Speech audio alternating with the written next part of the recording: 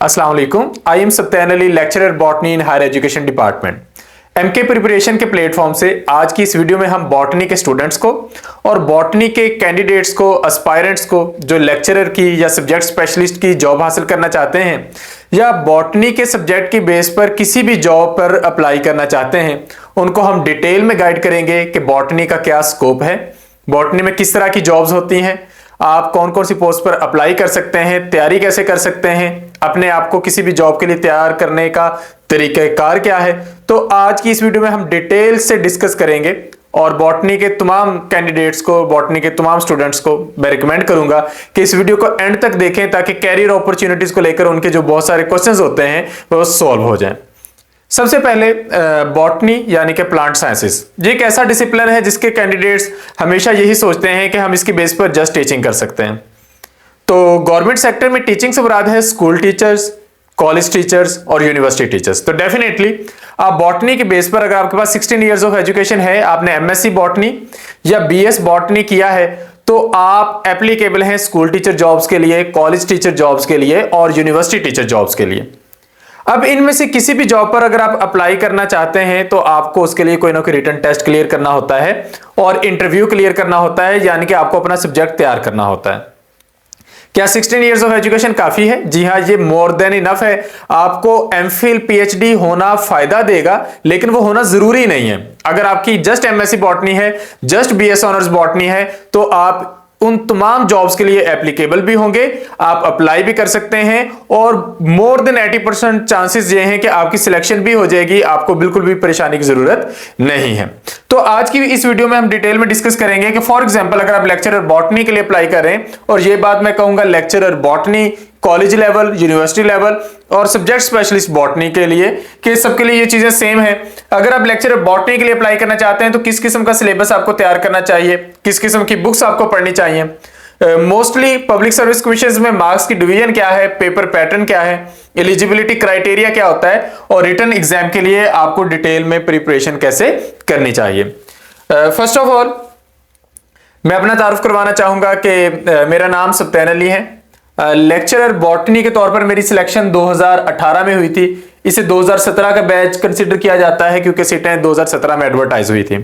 ये higher education department Punjab में selection हुई थी और मेरिट में जो मेरा ओवरऑल नंबर बना था वो नंबर 3 था। सीरियल नंबर 2 है क्योंकि एक कैंडिडेट स्किप हो गया था। तो थर्ड नंबर पे मेरी सिलेक्शन हुई थी 2017 में, 2017 के बैच में, और 2018 में मैंने ज्वाइनिंग दी थी। इससे पहले बॉटनी के सब्जेक्ट की बेस पर मैंने जो जॉब्स हासिल की उनमें से एक असिस्टेंट एजुकेशन ऑफिसर की जॉब थी। ये मेरी सिलेक्शन हुई थी 2017 में। यानी कि अगर आपके बीएस बॉटनी है, एमएससी बॉटनी है, तो आप जनरल सीटों पे तो डेफिनेटली अप्लाई कर सकते हैं, जिनमें एईओ की जॉब्स भी हैं, स्कूल टीचर की जॉब्स भी हैं, elementary school teacher, middle school teacher, high school teachers. तो मेरी सिलेक्शन 2016 में प्राइमरी स्कूल टीचर के तौर पर हुई थी, 2017 में middle school teacher, high school teacher और एईओ तीनों की हुई थी। मैंने उनमें से एईओ पर ज्वाइनिंग दी थी और 2018 में मेरी जो सिलेक्शन हुई थी वो एज ए लेक्चरर हुई। इसके बाद मैंने एमफिल कंप्लीट किया, यानी कि ये एमएससी बेस मेरी जॉब्स थी, एमफिल मैंने बाद में कंप्लीट किया। इसके बाद मैंने सिलेक्शन के बाद लेक्चरर की तैयारी करवाना शुरू की, कैंडिडेट्स को रिटन टेस्ट के लिए प्रिपेयर करना शुरू किया और अब तक अल्हम्दुलिल्लाह Punjab public service commission, Sindh public service commission, Khyber Pakhtunkhwa public service commission, Azad Jammu Kashmir public service commission और इन के साथ साथ फेडरल पब्लिक सर्विस कमीशन, इन सब में मेरे स्टूडेंट्स लेक्चरर बॉटनी और लेक्चरर बायोलॉजी के लिए अल्हम्दुलिल्लाह सिलेक्ट हो चुके हैं। तो ये सारी चीजें जो होती हैं ये मेहनत पर बेस करती हैं, आपको तैयारी करनी होती है। अब क्या चीज तैयार करें? फॉर एग्जाम्पल अगर हम बात करते हैं एफपीएससी की सिलेक्शन के लिए, सबसे पहले इसकी बात करने का मकसद यह है कि इस पर आप सब लोग अप्लाई कर सकते हैं, चाहे आप पाकिस्तान में कहीं से भी हैं। आप फेडरल में तो लाजमी तौर पर अप्लाई कर सकते हैं।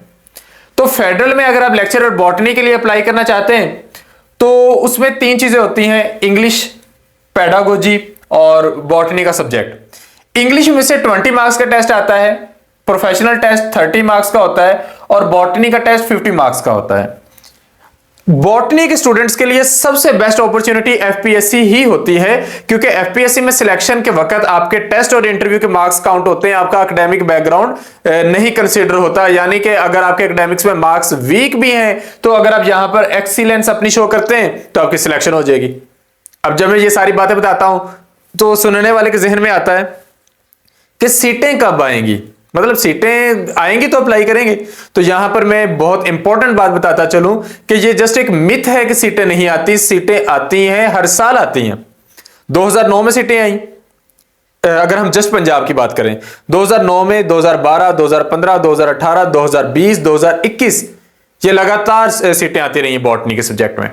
फेडरल की बात करें तो फेडरल में भी लगातार सीटें आ रही हैं, बल्कि पिछले 2-3 सालों से हर साल सीटें एडवर्टाइज हो रही हैं। जम्मू कश्मीर में हो रही हैं, खैबर पख्तूनख्वा में, और सिंध पब्लिक सर्विस कमीशन में तो रिसेंटली 100+ सीटें थी जो कि लेक्चरर बॉटनी की, सब्जेक्ट स्पेशलिस्ट बॉटनी की अनाउंस हुई थी। तो सीटें हमेशा आती हैं, आप लोगों को हंट करना होता है, अपने अपने बिजी लाइफ शेड्यूल में से टाइम निकाल के पब्लिक सर्विस कमीशन की वेबसाइट को चेक करना होता है कि सीटें कब आ रही हैं और कब आपने उनको देखना है। तो सीटों का ध्यान आपने रखना है। अच्छा, फॉर एग्जांपल आपके पास इतना टाइम नहीं है तो फिर हमसे जुड़ जाइए।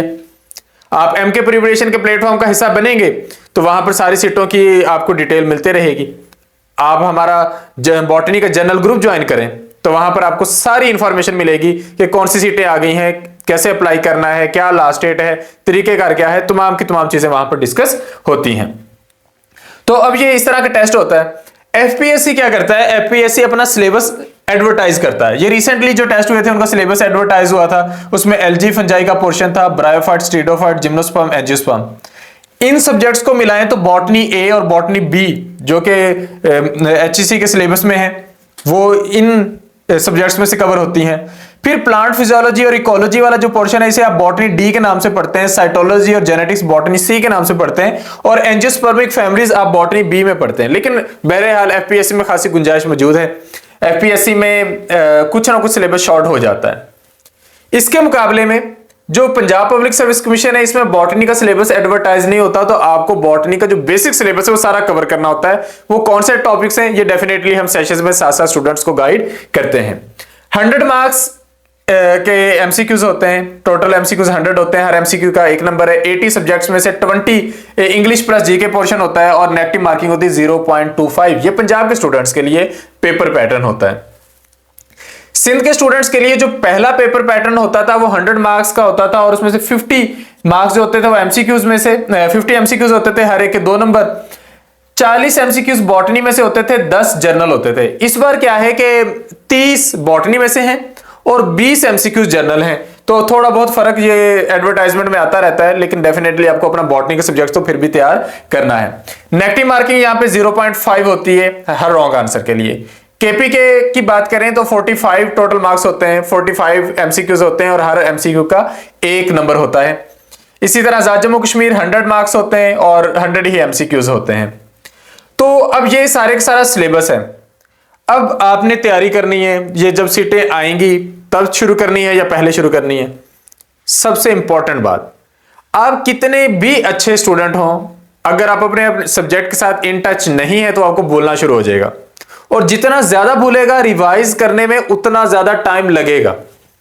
तो मैं हमेशा रिकमेंड करता हूं बॉटनी के स्टूडेंट्स को या किसी भी सब्जेक्ट के स्टूडेंट्स को कि अपने सब्जेक्ट के साथ इन टच रहें। अगर आपको बॉटनी लेक्चर के लिए अपने आप को तैयार करना है तो वक्त से पहले तैयार करना है। यानी कि अगर आप अपने आप को इन 100 मार्क्स के लिए या बॉटनी सब्जेक्ट के लिए तैयार करना चाह रहे हैं तो आज से करें, ताकि जब सीटें आए तो आपके पास रिवीजन के लिए टाइम हो। अब इसमें यह होता है कि सीटें आने के बाद कितना टाइम मिलता है टेस्ट की तैयारी के लिए, हमेशा एक सा नहीं मिलता। कभी 5-6 महीने, कभी 3-4 महीने, कभी सिर्फ 20 से 25 दिन। तो आप अंदाजों पे नहीं रह सकते, आपको अपना सब्जेक्ट तैयार करना ही होता है। तो बॉटनी के स्टूडेंट्स को मैं रिकमेंड करूंगा कि जब आप तैयारी करते हैं, आप तैयारी के फेज में एंटर होते हैं, आप अपने कैरियर को लेकर सीरियस हैं, तो आपको अपना सब्जेक्ट तैयार करके रखना होता है ताकि सीटें एडवर्टाइज हो तो आप उसको रिवाइज करें। आपने एक तालीम को, एक पढ़ाई के सिलसिले को 16, 17, 18 साल दे दिए हैं, तो उसकी तैयारी को, कैरियर को लेकर 1 साल देने पर कभी भी कंप्रोमाइज ना करें। अपनी मेहनत करें, 1 साल पूरा लगाएं, पहले से तैयारी करें और फिर जब सीटें आए तो आपके पास रिवीजन का टाइम हो, तो डेफिनेटली आपको अपना सब्जेक्ट पहले से तैयार करना होता है। अब कौन सी बुक से करें? वो जो शॉर्ट से नोट्स यूनिवर्सिटी में, कुछ यूनिवर्सिटीज में होता है कि शॉर्ट नोट्स पढ़ा दिए, क्या वो कर लें तो वो काफी होता है? नहीं जी, वो करना कभी भी काफी नहीं होता। आपको डिटेल में जाके मेहनत करनी होती है। तो कुछ रिकमेंडेड बुक्स हैं जो हम रिकमेंड करते हैं कैंडिडेट्स को बिल्कुल बेसिक लेवल पर। सबसे पहले आप बायोलॉजी की बुक्स तैयार करें जो कि पंजाब और फेडरल लेवल पर हैं, क्योंकि इसमें सेल बायोलॉजी का पोर्शन भी है, जेनेटिक्स का भी है, इकोलॉजी का भी है, माइक्रोबायोलॉजी का भी है, बायोकेमिस्ट्री का भी है। ये बेस है, ये मिनिमम इंफॉर्मेशन है, ये मोस्ट स्टैंडर्ड इंफॉर्मेशन है जहां से आपने आगाज लेना होता है। उसके बाद आप आ जाते हो बीएससी लेवल पर, ग्रेजुएशन लेवल पर, जहां पर बॉटनी के 4 बेसिक सब्जेक्ट्स हैं, 4 बेसिक बुक्स हैं, botany A B C D. ये हमारे बहुत सारे राइटर्स ने लिख रखी हैं। कभी ट्रेंड हुआ करता था पीएस वर्मा को, ओपी शर्मा को पढ़ने का, बीके पांडे को पढ़ने का। अभी ट्रेंड है सर रियाजुल हक रामी को पढ़ने का, तनवीर अहमद मलिक को, डॉक्टर हमाद मलिक को पढ़ने का। तो किसी भी तरीके से आप पढ़ सकते हैं, आपकी आसानी के लिए इन्होंने आसान बुक्स लिख रखी हैं। तो जब आप बॉटनी ए पढ़ते हो तो आप बेसिक प्लांट डाइवर्सिटी कवर कर लेते हो, यानी कि इसमें वायरसेस बैक्टीरिया से आगाज लिया गया है, फिर एल्गी और फंजाई है, फिर ब्रायोफाइट्स और टीडोफाइट्स हैं, फिर जिम्नोस्पर्म्स हैं और फिर एंजियोस्पर्म्स का इंट्रोडक्शन है। जब आप बॉटनी बी पे आते हैं तो सारी फैमिलीज आ जाती हैं, सिस्टमैटिक्स वाला पोर्शन आ जाता है, मॉर्फोलॉजी वाला पोर्शन आ जाता है और साथ एनाटॉमी, प्लांट एनाटॉमी वाला पोर्शन आ जाता है, जो कि फेडरल के सिलेबस में तो नहीं है लेकिन बाकी सारे पब्लिक सर्विस कमीशन में है। जब आप सी पे आते हो तो इसमें जेनेटिक्स और एवोल्यूशन वाला जो पोर्शन है ये कवर हो जाता है। जेनेटिक्स हो जाता है, एवोल्यूशन हो जाता है और साथ सेल बायोलॉजी वाला पोर्शन भी इसमें कवर होता है। और जब आप बॉटनी डी पे आते हैं तो इसमें प्लांट फिजियोलॉजी और प्लांट इकोलॉजी, ये वो बेसिक से कॉन्सेप्ट्स हैं जिनका कवर करना बहुत जरूरी है, जो कि मिनिमम रिक्वायरमेंट है कि हर बॉटनी के एस्पायरेंट को आनी चाहिए। तो बॉटनी ए बी सी और डी, ये चारों की चारों आपको हर हाल में कवर करनी है।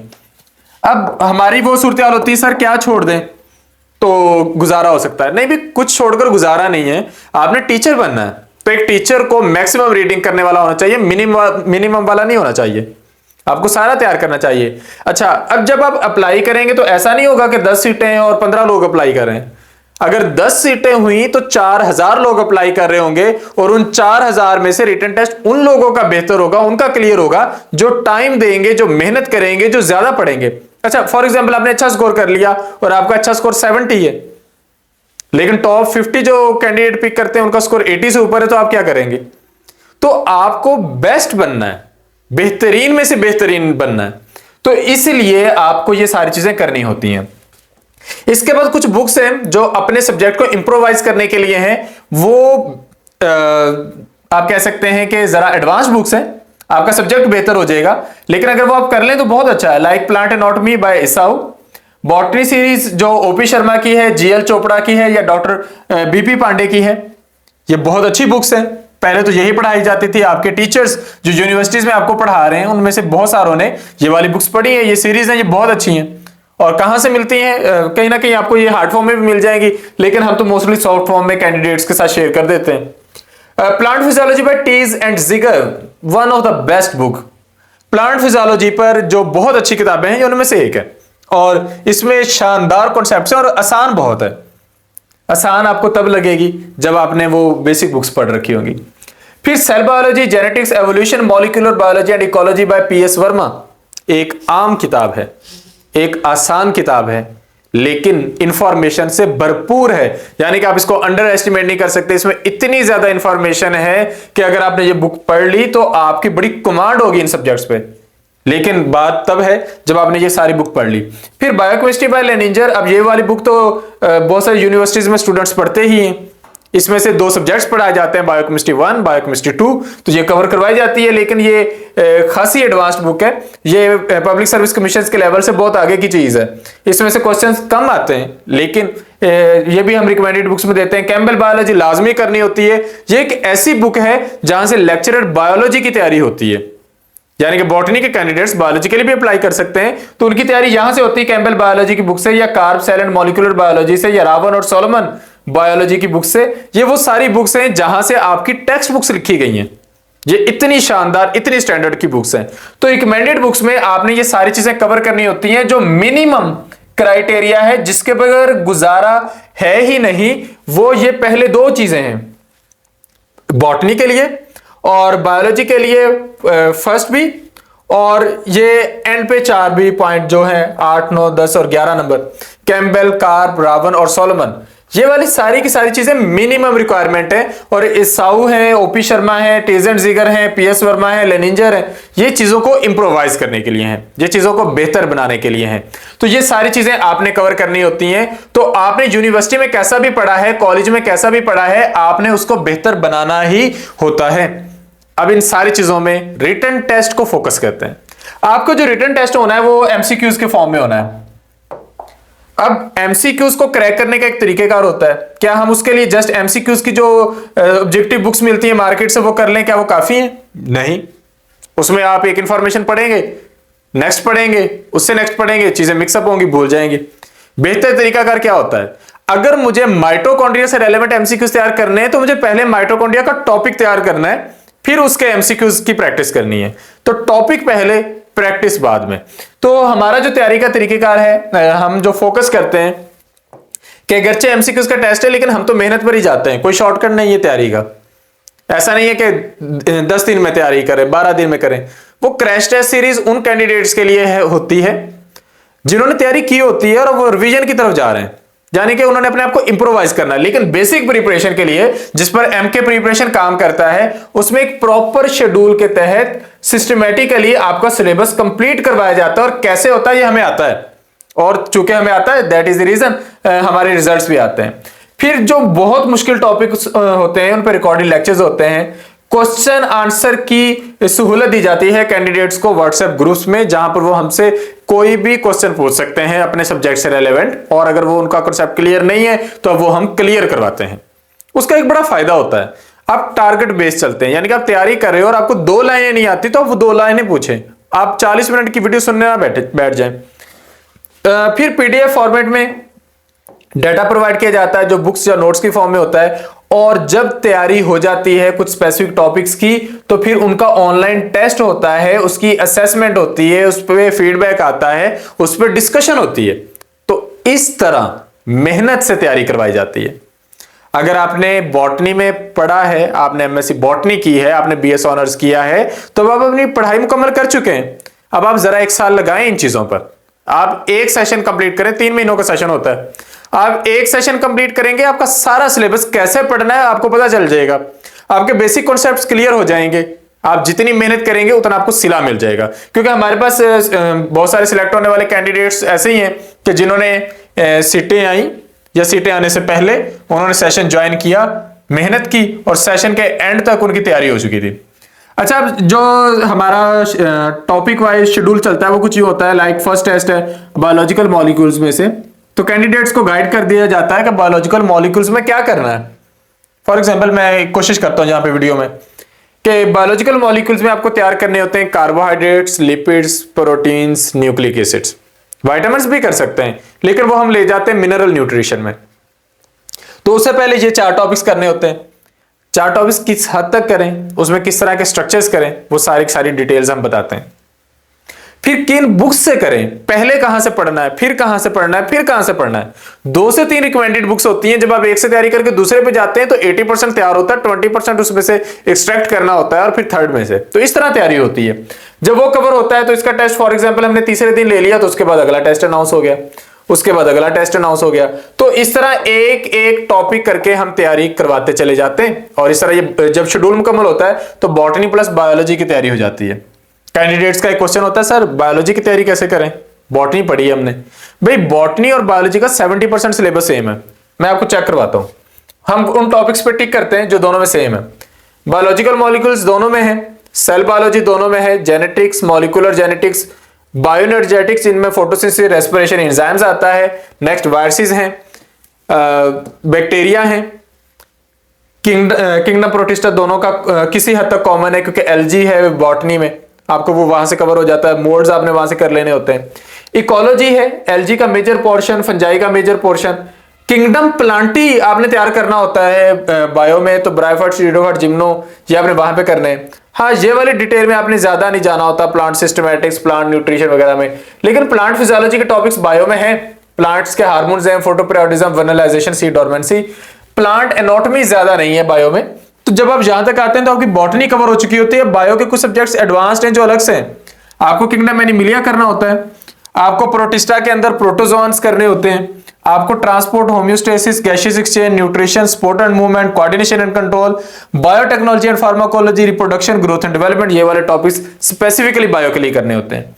और कैसे करने होते हैं ये चीजें हम क्लियर करवाते हैं। तो इस तरह ऑलमोस्ट 30 या 35 टेस्ट के अंदर सारा के सारा सिलेबस कवर हो जाता है।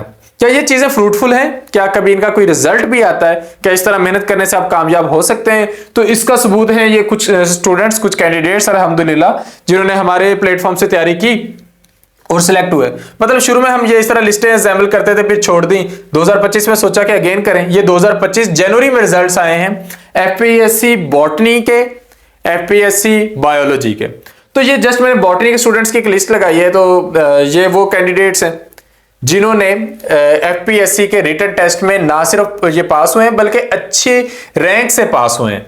मतलब ये रिटन टेस्ट में मेरिट में ऊपर ऊपर वाले कैंडिडेट्स हैं जो जरा पास तो हुए हैं लेकिन उनका मेरिट खासा नीचे चला गया। उनको हमने यहां पे कंसीडर नहीं किया, इंक्लूड नहीं किया, वरना लिस्ट जरा और लेंथी हो जाती। अब ये जब आप तैयारी करवाते हैं तो फिर आपको रिव्यूज मिलते हैं। तो ये अल्हम्दुलिल्लाह रिव्यूज हैं स्टूडेंट्स के, जिसमें उन्होंने इस चीज को एक्नॉलेज किया है कि ये सिस्टम उनको फायदा देता है, उनकी इस तरीके से तैयारी होती है। अब ये जो सेशंस हैं, ये सिस्टम है, ये चलाने के पीछे बहुत सारी चीजें होती हैं। मिसाल के तौर पे बॉटनी मेरा सब्जेक्ट है, कहीं ना कहीं मैं किसी बॉटनी के स्टूडेंट को, किसी एस्पायरेंट को देखूंगा तो मेरे ज़हन में आएगा कि इसका कुछ होना चाहिए, इसे कुछ बनना चाहिए और बॉटनी को एज ए सब्जेक्ट इवॉल्व करना चाहिए। यानी कि वो जो एक मिथ होती है, एक सुनी सुनाई बात होती है कि आजकल फायदा कोई नहीं, आजकल स्कोप कोई नहीं, इस तरह की कोई बात नहीं होती। स्कोप होता है, स्कोप इंसान का होता है, सब्जेक्ट से ज्यादा इंसान का होता है। तो अगर आप मेहनत करने वाले तो आपका स्कोप है। तो ये वो कैंडिडेट्स हैं जिनका स्कोप है, जिन्होंने मेहनत की, उन्होंने क्लियर किया और ये देखें ये अल्हम्दुलिल्लाह उनके रिजल्ट्स हैं। और बहुत अच्छा फीडबैक दिया है सबने कि सर हमने रिटन टेस्ट की तैयारी यहीं से की और यहीं से हमारी तैयारी हुई। पहले कुछ को पढ़ने की आदत थी, कुछ को नहीं थी। जिनको नहीं थी उनको आदत डाल दी, जिनको पहले से पढ़ने की आदत थी उनकी आदत और बढ़ा दी, उनको बता दिया कि क्या पढ़े। तो ये अल्हम्दुलिल्लाह हमारे कैंडिडेट्स की इस तरह से हमें फीडबैक मिलता है, हमें भी मोटिवेशन मिलती है कि चीज़ों को इसी तरह मजीद और मजीद बेहतर बनाना है और आगे चलाना। ये जब हमने सिस्टम शुरू किया था तब हम सीटें इस तरह लिस्टें ज़रा ज़्यादा मेहनत से असेंबल करते थे। तो एमके प्रिपरेशंस के प्लेटफॉर्म से ये हमारे स्टूडेंट्स हैं जो सिलेक्ट हुए हैं 2022 में लेक्चरर इंग्लिश, 2022 में बायो की लिस्ट इतनी लंबी है अल्हम्दुलिल्लाह, 2022 में केमिस्ट्री की है, 2022 में असिस्टेंट डायरेक्टर वाइल्ड लाइफ की, जोलॉजी की है, बायोलॉजी की है, बायोलॉजी सब्जेक्ट स्पेशलिस्ट की है, लेक्चरर बॉटनी की है, लेक्चरर फिजिक्स की है। तो एमके प्रिपरेशन के प्लेटफॉर्म से ये सारे सब्जेक्ट्स तैयार करवाए जाते हैं। मैं अगेन रिवाइज कर दूं कि एमके प्रिपरेशन के प्लेटफॉर्म से बॉटनी है, बायोलॉजी है, जोलॉजी है, बायोलॉजिकल साइंसेज होगी, केमिस्ट्री है, फिजिक्स है, उर्दू है, इंग्लिश है और इसके साथ साथ आपका सब्जेक्ट, आपकी एमएससी बॉटनी, आपका बीएस ऑनर्स, ये एक दूसरे नाम से भी जाने जाते हैं। इन डिग्रीज का दूसरा नाम है 16 इयर्स ऑफ एजुकेशन। यानी कि अगर आपने ये डिग्रीज की हैं तो आपकी 16 साल तालीम है।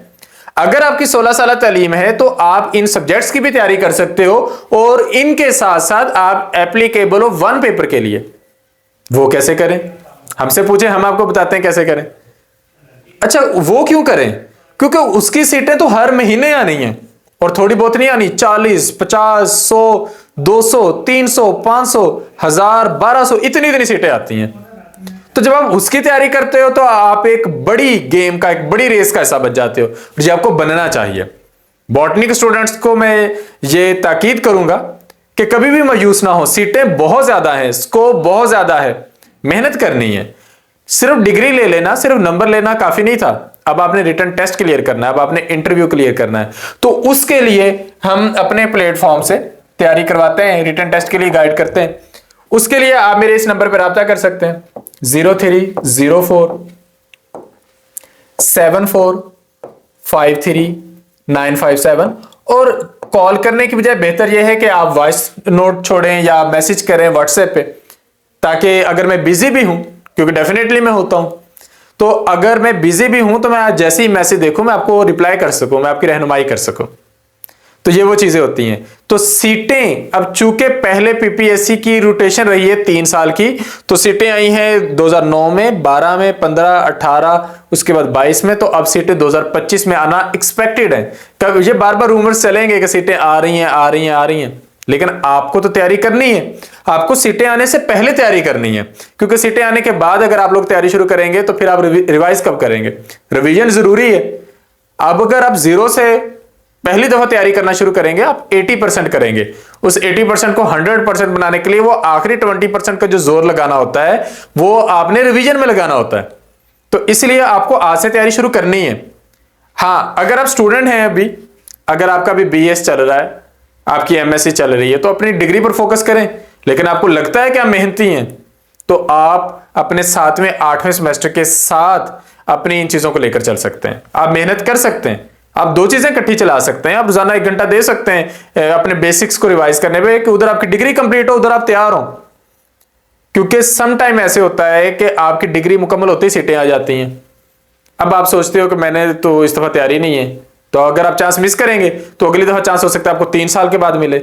तो इस तरह आप कभी भी अपॉर्चुनिटी वेस्ट करना अफोर्ड नहीं कर सकते। पाकिस्तान में जॉब अपॉर्चुनिटीज पहली कम है, आपको फायदा उठाना होता है। तो मैं आप लोगों को ताकीद करूंगा, नसीहत करूंगा, रिकमेंड करूंगा कि मेहनत करें, अभी से तैयारी शुरू करें, स्कोप को पहचानें, हमारी कम्युनिटी का हिस्सा बने। तो आप इस नंबर पर राब्ता करेंगे ना, तो एटलीस्ट मैं आप लोगों को जो बॉटनी की कम्युनिटी है उसमें तो फौरी ऐड कर दूंगा, ताकि आप तक सारी इंफॉर्मेशन बर वक्त पहुंच सके।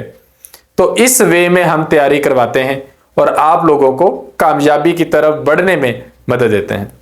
उम्मीद है कि इस वीडियो में आपको तमाम सवालों के जवाब मिले होंगे कि सीटें कब आती हैं, कौन अप्लाई कर सकता है, कैसे तैयारी करनी होती है, और कैसे अपने आप को तैयार रखना होता है। हर एक चीज के लिए रिकमेंडेड बुक्स कौन सी हैं। तो फिर भी अगर आपका कोई क्वेश्चन है, आप इस नंबर पे राब्ता करके मुझसे पूछ सकते हैं। वीडियो एंड तक देखने का शुक्रिया। Thank you. Allah Hafiz.